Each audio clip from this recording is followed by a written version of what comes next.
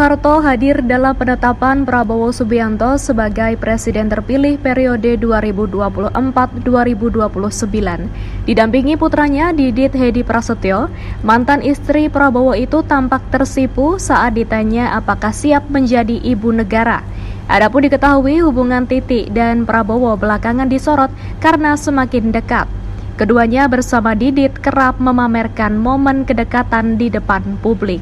Contohnya pada 20 Maret 2024 lalu, Titi mengunggah foto ketika KPU mengumumkan Prabowo sebagai capres dengan perolehan suara terbanyak di Pilpres 2024.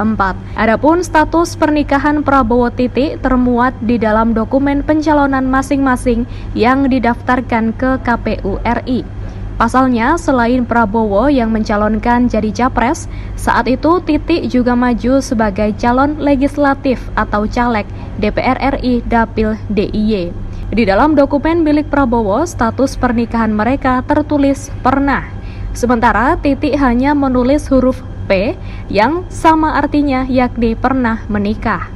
Download Tribun X sekarang, menghadirkan lokal menjadi Indonesia.